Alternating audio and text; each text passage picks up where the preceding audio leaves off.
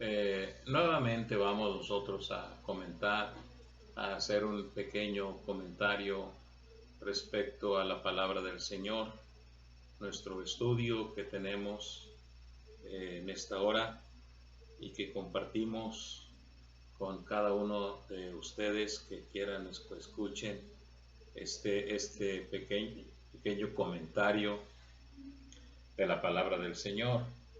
Y en esta hora nosotros vamos a comentar acerca de la muerte sustitutoria de Cristo Jesús, de nuestro Señor. La muerte sustitutoria. ¿Por qué Jesús murió? ¿Por qué? Esa es una pregunta que podemos hacernos en un momento dado. Y esto lo encontramos en el Evangelio de Mateo, capítulo 16 y versículo 21. Desde entonces comenzó Jesús a declarar a sus discípulos que le era necesario ir a Jerusalén y padecer mucho de los ancianos, de los principales sacerdotes y de los escribas, y ser muerto y resucitar al tercer día. Y ser muerto. Jesús les está anunciando a sus discípulos respecto al hecho de que era necesario, porque dice aquí, comenzó a enseñarles que le era necesario ir a Jerusalén y padecer mucho de los ancianos, de los principales sacerdotes y de los escribas, y ser muerto. Se ha especulado respecto a la muerte de Jesús, en el sentido de que cuando ya se acercaba el momento y cuando vio que no se realizaba lo que aparentemente él quería y que se vio entonces en una situación un tanto embarazosa y entonces se dio cuenta que iba a morir, pero no. Jesús, desde un principio, él entendía y comprendía, él sabía que había venido con un propósito, morir. Es decir, su muerte era una realidad en relación con el hecho de que su ministerio era fundamentalmente venir a morir por nosotros.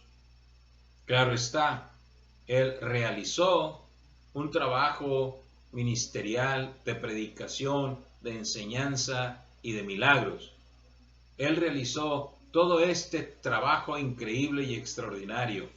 Es más, sabemos nosotros que él reclutó a 12 discípulos, uno le falló, y lo traicionó y se perdió. Pero en ese sentido, él vino con un propósito fundamental, dar su vida en sustitución por cada uno de nosotros. Es decir, potencialmente, él murió por todos nosotros, pero solamente para aquellos que creen y reciben el principio de la muerte de Jesús como una sustitución de su propia vida por su pecado, solamente por ellos, entonces se manifiesta la aplicación de la muerte de Cristo. Porque dice la Biblia que él mismo lo dijo y lo enseñó, que era necesario que él muriera en rescate por muchos, que diera su vida, que su sangre fuese derramada para rescate de muchos. Es decir, prácticamente allí nos damos cuenta que no todos creen en nuestro Señor. Por eso entonces su muerte es una muerte por todos, por todo el mundo. porque la Biblia dice, de tal manera amó Dios al mundo, que dio a su Hijo unigénito al mundo.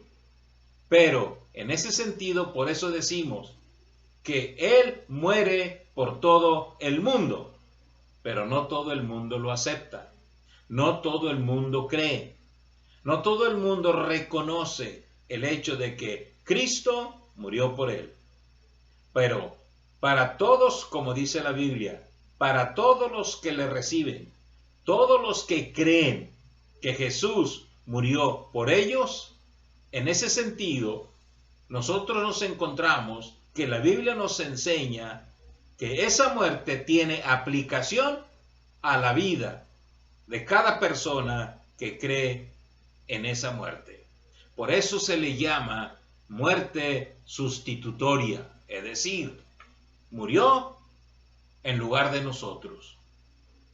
Pagó el precio por nuestros pecados, porque el pecado del hombre con nada se puede quitar, con nada se puede limpiar, solamente con la sangre de Jesucristo, el Hijo de Dios.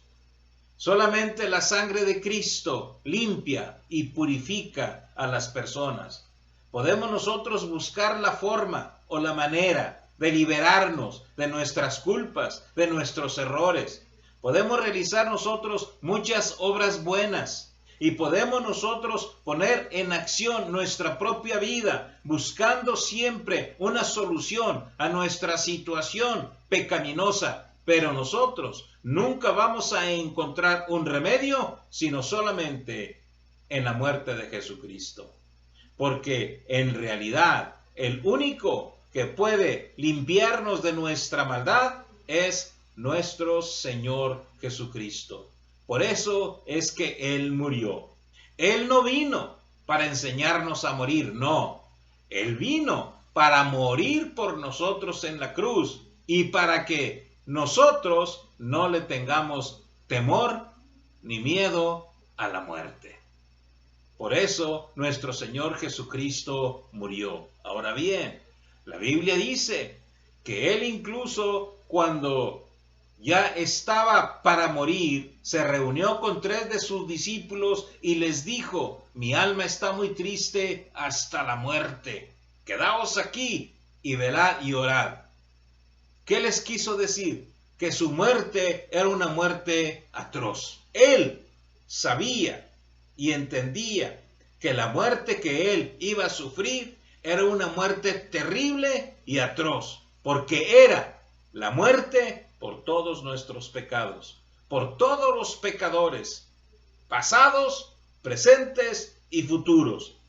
Pero en la medida en que nosotros lo aceptamos como nuestro Salvador, como nuestro sustituto, como nuestro Redentor, en esa medida nosotros podemos alcanzar exactamente la salvación por medio de su muerte.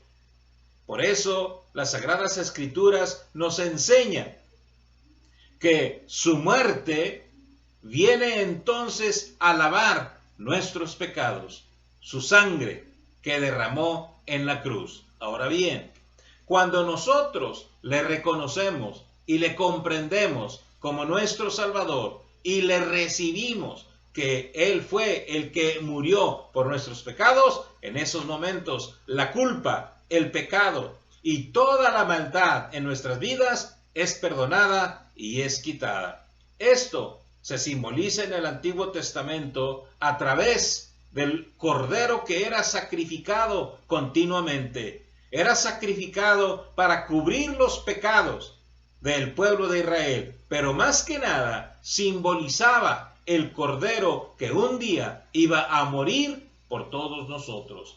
Y a través de los años se manifestó este sacrificio de parte de los sacerdotes del pueblo de Israel, pero todo indicaba hacia el futuro, en la enseñanza que la sangre de Jesucristo limpia, porque se simbolizaba desde el Antiguo Testamento.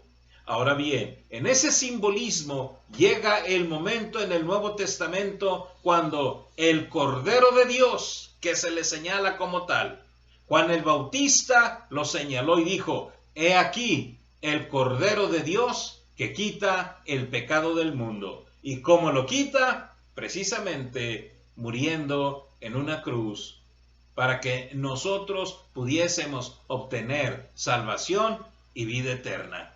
Es por eso entonces que Jesucristo, quien no pecó, era necesario que este Cordero fuera sin mancha ni contaminación, que no tuviera ninguna deuda delante de Dios. Nosotros somos pecadores. Nadie, pero absolutamente nadie, podía morir en lugar nuestro. Nadie.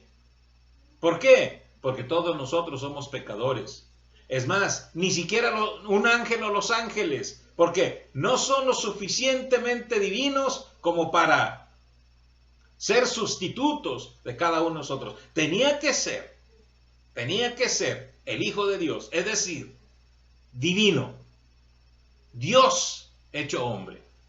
Y al hacerse hombre, él tenía la capacidad y al mismo tiempo fue facultado por Dios, fue ungido por Dios para que viniese a morir en nuestro lugar. Es por eso entonces que nosotros, es indispensable que nosotros reconozcamos esa muerte por cada uno de nosotros. Él murió para darnos vida y vida en abundancia. La pregunta es, ¿ha creído usted en Jesús como su sustituto? ¿Como el hombre que murió por usted? ¿Como el hombre que llevó nuestros pecados en la cruz y que en ese sentido logró la victoria sobre el pecado, sobre Satanás, sobre la muerte y sobre todo? Ahora, nosotros no tenemos por qué temer a la muerte si creemos en Jesús, porque ya morimos en Él. Al morir en Él, nosotros tenemos vida y hemos resucitado a nueva vida en Jesucristo nuestro Señor. Es por eso entonces que se hace necesario que nosotros creamos, no solamente que oímos que Jesús murió por todos. Sí, murió por todos, pero hay que aceptarlo, hay que reconocerlo en nuestro corazón, hay que aceptar esa muerte, ese sacrificio. Es un regalo que Dios nos da. Es como, en ese sentido podemos ilustrarlo, como cuando a alguien se le dice, están regalando en determinado lugar para todos determinada cosa. Sí, es para todos, pero hay que ir a tomarlo. Si no nos presentamos, no lo tomamos y el regalo se queda. Era para todos, pero si no lo tomamos, entonces no nos pertenece. Pero si lo tomamos, entonces nos pertenece. Así es la muerte de Cristo. Murió por todos, pero solamente es efectiva en aquellos que la toman, que creen y que confían que murió por ellos. Y ese es el gran mensaje que Dios nos da a cada uno de nosotros. Y es la gran verdad que nosotros tenemos a través de la palabra de Dios. Ahora bien, Cristo murió por nosotros. ¿Ya le reconoció usted en su corazón? Si no lo ha reconocido, reconózcalo. Crea y confíe en Jesucristo y Él le dará el perdón de todos sus pecados. Sus pecados serán limpios y será justo delante de Dios. A quien sea la gloria por siempre jamás en Cristo Jesús nuestro Señor, junto con el Espíritu Santo. Amén. Que Dios los bendiga.